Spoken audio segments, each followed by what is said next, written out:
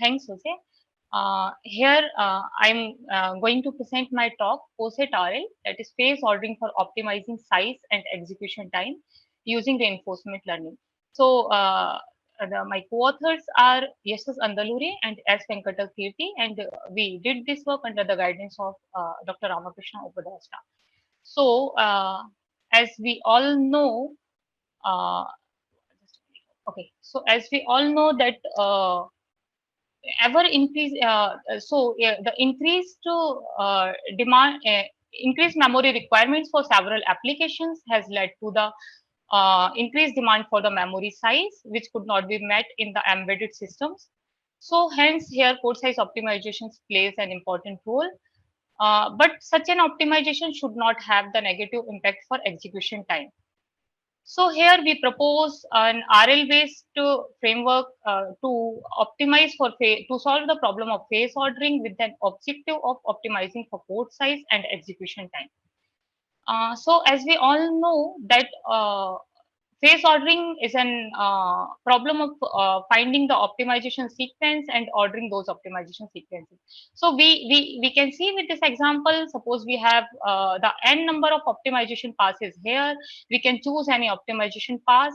And then again, we have the same set of optimization passes, and then there is a problem to choose another pass, and this goes on. And in the end, we can find out an order of the optimization passes.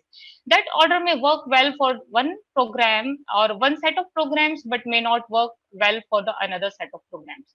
And also the different so the permutations of these optimization sequences in the same order, different permutations may have the different performance impact. uh, so uh, there are some optimization sequences which are already uh,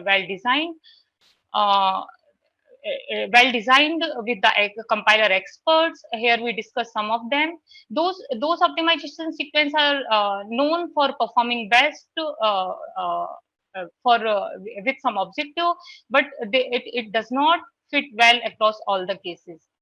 So here we will let's see some of the optimization sequences. Suppose O0, it disables all the optimizations. If we see O1, it enables few optimizations. O2 also adds few more optimizations, but it changes the heuristic of those optimizations. O3 is the optimization which is well known for improving the execution time, but it may decrease the code size as well. OS is the optimization which performs nearly equal to O2 in terms of execution time, but it reduces the code size. POSET optimization sequence is known for provide the more code size optimizations, but it may increase the execution time. So here we can see the O3 is the optimization sequence which performs very good in terms of execution time, but it can increase the code size. Similarly, OZ is the optimization sequence which performs good in terms of code size reductions, but it on the penalty of execution time. So here is a trade-off between both. So if we solve this problem with single objective, like if we want to optimize only for code size, it may adversely, and without considering the execution time, then it can ignore the optimization passes like unrolling and inlining. Similarly, if we go with a single objective for optimizing only for execution time and we do not consider the code size, it can aggressively unroll or inline. So here, for solving this problem, we go with the dual objective. We go optimize the code size and execution time. Let's see the comparison between runtime and code size for O3 and OZ optimization sequence. So here we can see the OZ optimization sequence takes more time to execute the programs than O3. Here we for all these set of benchmarks, uh, we computed the execution time and we figured out that OZ optimization sequence is taking approximately 10% more time than OZ on an average. Also, if we see the code sizes, then we can see the OZ is able to reduce the code size for almost all the benchmarks. But the overall code size reduction is approximately 3.5% on an average for these benchmarks. So we get the 3.5% reduction in the code size on the cost of 10% in increased execution time. So here we propose a reinforcement learning model that solves the problem of phase ordering with the objective of optimizing for both code size and execution time.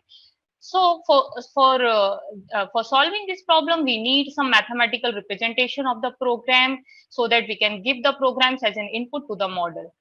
Uh, so the one way is to give the feature vector to the model, but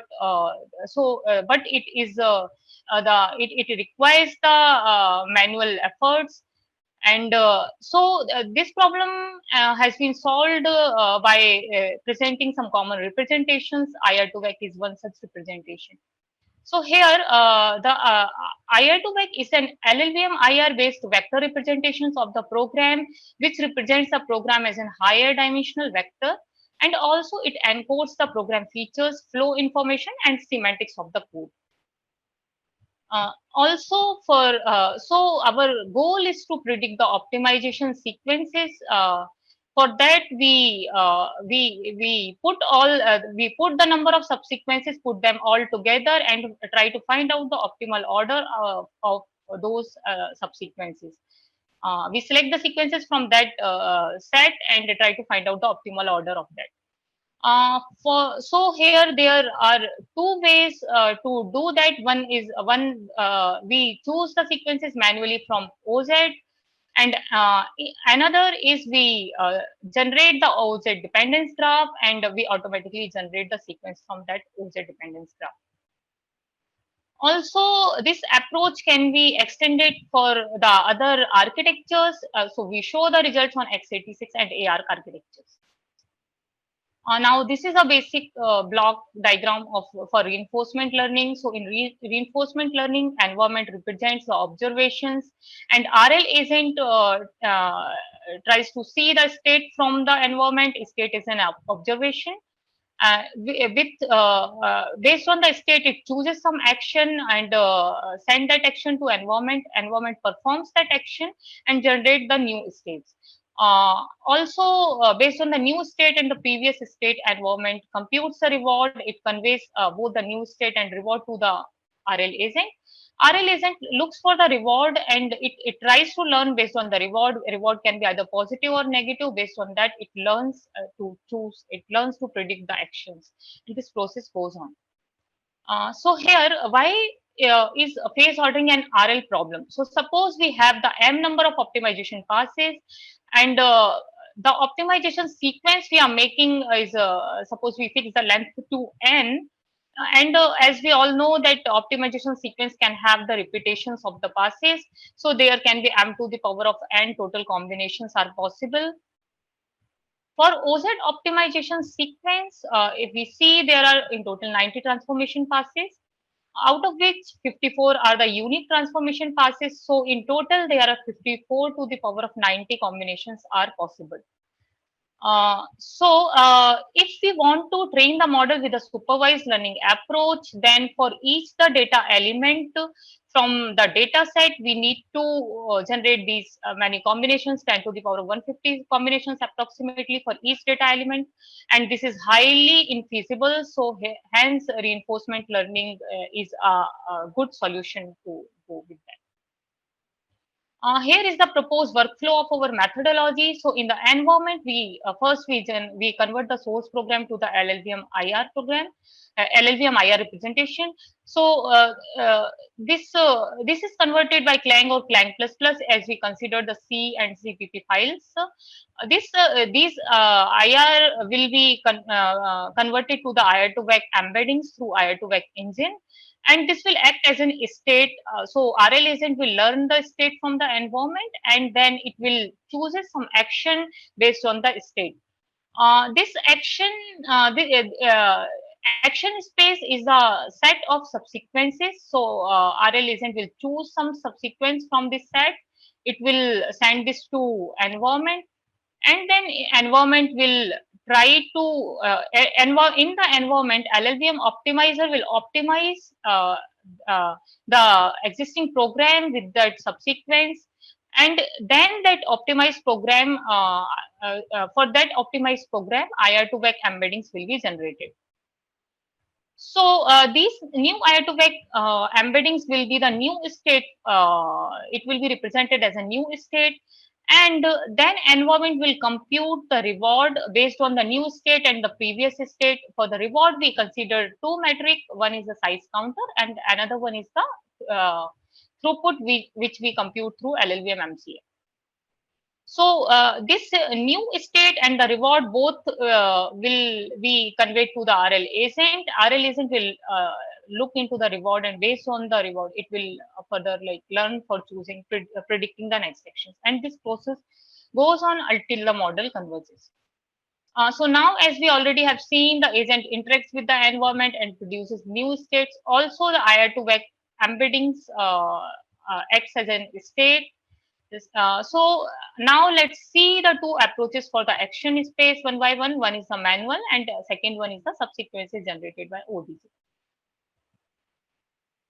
So the sequences which we create manually. So for that, first we do the study of the OZ optimization sequence, and then from that we created the chunk of optimization passes and created the 15 manual subsequences. These passes are grouped according to their functionality. So here we can see these 50 number of optimization sequences we created. Like here we can see some module level passes are there. If we see the sequence 7, some loop related optimizations like loop simplify, loop rotate, loop invariant code motion, or loop unswitch. In the end, we do instruction combine. If we see here, loop distribute and loop vectorize are there. So this is how we are creating the manual subsequences. Now, second way is to go with the OZ dependence graph, automatic generation of the subsequences. So for that, we construct the OZ dependence graph. We take the each individual optimization pass from OZ pass sequence, and then represent that as a node of the graph. So for each consecutive uh, so for each pair of consecutive nodes, we create an A's in the graph. So suppose pass A precedes pass B, we create an A's A to B. So here we can see this is an OZ dependence graph. Uh, so in this, so here suppose for an example in the OZ pass sequence, we have simplify CFG and then inst combine. So we create an A's from simplify CFG to inst combine. Now the next step is to identify the critical nodes in the graph. So if a node is having a degree higher than is greater than or equal to k, we choose that as a critical node. Here we choose the degree is equal to 8. So we get the three critical nodes. One is the simplify CFG, another one is inst combined, and the third one is loop simplify. The reason for choosing the critical node is the nodes, these nodes are having higher degree, means they are having higher number of occurrences in the OZ path sequence, means these nodes are important nodes. And also, these are preserving the order of the optimization sequence. So next, after figuring out the critical nodes, we take a walk that starts and ends at a critical node. This will be represented as a subsequence. So let's see for example, like here we have the simplify CFG. So we take a work from simplify CFG to loop simplify here by this way. So this will be represented as a subsequence. So for next example, if we see here this loop simplify, if we take a walk from here and again we reach to the loop simplify, which is a critical node, then this will be an subsequence again. So why we choose for ODG subsequences? It is not easy to tune the subsequences manually because we require the knowledge of each individual pass. Some domain knowledge also is required, and also it may not include the all possible orders. So here, if we choose this graph, like here we can see there are many nodes which are having the multiple ages, and it is uncovering the new optimization sequences, which is following the order of the OZ only. So here in total, with the three critical nodes, we are able to get 34 number of subsequences. Now let's come to the reward computation. So as our objective is to optimize for code size and execution time, we consider the reward for binary size and the throughput of the binary throughput, because we consider the static measure of the runtime, which we compute through LLVM MCA. Also, alpha and beta are the hyperparameters which we tune to 10 and 5 respectively. So alpha is greater than beta here represents we are giving more weightage to binary size, while if we said beta is greater than alpha, then means we are giving more weightage to execution time.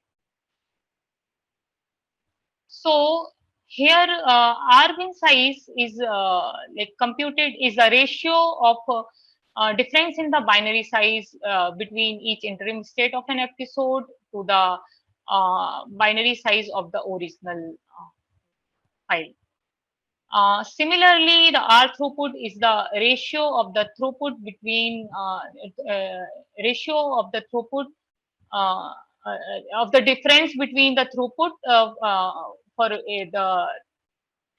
for each interim state of an episode to the throughput of the our base object file, original object file.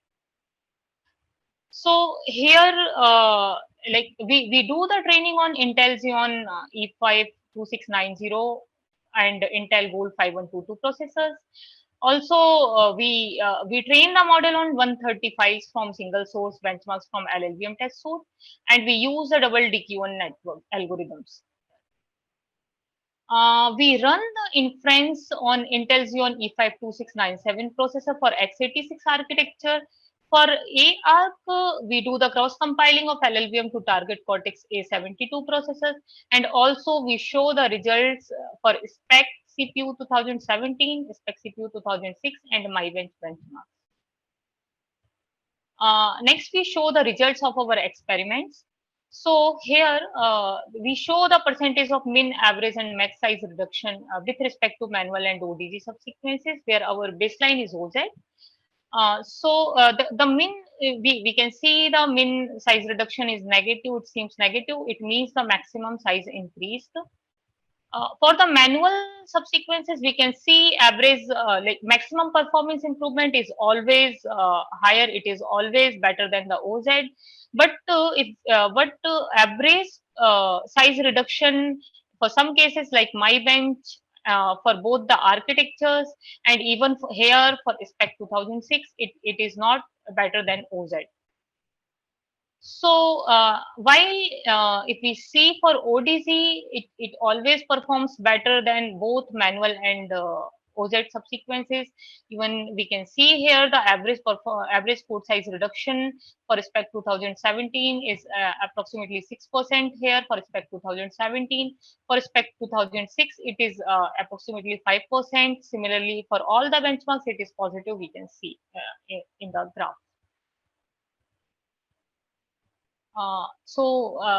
Here we discuss the improvement in the execution time with respect with manual and ODG subsequences. There also baseline is ODG. So we can see here for SPEC 2017 and MyBench benchmarks, there are with both the manual and ODG subsequences, we are able to reduce the execution time. So here SPEC 2017, even it is able to reduce 12% with ODG, and for MyBench, we are able to reduce approximately 6%. But for SPEC 2006, there is a like we get it takes the more execution time than the OZ optimization sequence. So the reason may be like there are some benchmarks like H264 REF, those are the regression cases. We need to handle those cases carefully. And also we see like for the code size, similarly for execution time, ODG sequences are always performing better than the manual sequences. Now let's see the detailed results for the binary size for SPEC benchmarks. So here we can see for almost all the benchmarks. So we are showing the results only for ODC because we have already seen ODC is performing better than manual one. So the baseline is OZ here. Like we do the comparison of OZ and ODC sequences. So we see ODC is able to reduce the code size for almost all the benchmarks. Only the two cases we can see here, H264 REF and LVM, where it is giving approximately equal size. And other than that, all the benchmarks we are able to get the size reduction. For execution time, we can see here the benchmarks from SPEC 2017. We get the good code size reductions, while most of the benchmarks for SPEC 2006 we get it is taking more time execution time than the OZ. We see some benchmarks like Omnet PP and Leela. We are getting the good execution time reduction here. Even for Leela, it is way more. Okay, so here is a summary. So we propose a reinforcement learning based framework to solve the phase sorting problem with the objective of both optimizing for both code size and execution time. We propose the two approaches for modeling our action space. One is we choose the subsequences manually. Here we find the logical grouping of the passes. Another one is we generate the ODG, object dependence graph, and generate the subsequences from that. Also, for the reward, we have the reward for code size and runtime. For code size, we consider the binary size as a metric. For runtime, we consider the throughput, which is a static nature of the runtime. Also, we show the results on both x86 and ARC architectures. This ODC, object dependence graph, can be extended to other sequence like O3. It will have like few more optimizations which are not there in OZ. And also, if we are making the graph for O3, then we need to tune the parameter like alpha beta accordingly. We need to set beta value to higher than alpha. So, thank you. Thank you so much, Shalini. I think we have a question from Johannes, so I'm going to start with this. Thanks. Yeah, great talk. I actually have two. The first is about the last few execution time slides you showed with the, yes, those ones. The ones with the spec benchmarks. Okay. Let's stay with this one. This one's great. So yeah. Those are, you said you label it runtime in seconds. Did you actually execute it, or is this the static MCA? No, we executed these programs. So you actually got, what is this, like a 2x speed up on Leela and on this here. That is really interesting. That's nice. Okay, cool. That was the first. And the second question I have is, what about compile time? We heard in the keynote that some people are interested in that. Do you have measurements on that, or at least measurements on how many passes you run compared to OZ? Yeah, so that is correct. The compile time is way high. Like that is a drawback of this. So for approximately 1 second of compile time, it is taking now like 1 minute of compile time. So compile time is increased. But yeah, that is like, I think that is something like we need to look for, and it can be fixed, I think, by having the proper modeling. I mean, I get that, and you can probably put that into your model, and you should, but just for the record, I mean, if compile time doesn't matter, I could just run O2 twice or OZ twice, and I probably get better code out of it. So it's like the comparison then is comparing that OZ is a little bit, you know, it's unclear how much that tells me. If I can run OZ 3 times, it's probably going to improve over time. It's just taking longer. So, but I'm happy to see a future model that has compile time as part of the learning process.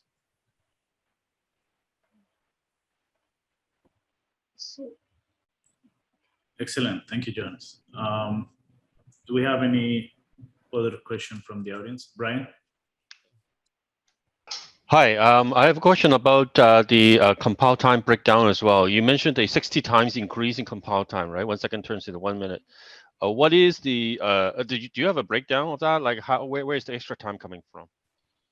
So actually, during our model, we are the one thing we are predicting the sequences. We are trying out the different combinations of the sequences. trying out all those also the predicted sequences are bigger than the sequence what we are having in OZ. So all those things are taking more compile time. Let me understand it. You're not trying out subsequences at inference time, correct? Like you infer the set of optimizations you want to run, and you just run it once. Yeah, correct. So what? Okay, so we predict the sequence one by one after the other, right? Okay. So what we do, how our inference is working, we choose one sequence, we apply that sequence, and then we again for that file that binary we again try to predict. So this action process is going one after the other, like we are having here in the model, like you can see here. Yeah. So RL is in predicts one sequence, then it is applied, then again it goes it returns the state, and then again it predicts another sequence. So, yeah. Oh, I get it. Yeah, So yeah, yeah. Okay. maybe this can be like this is a like thing we also discussed. Like we need to look compile time is way higher. We agree.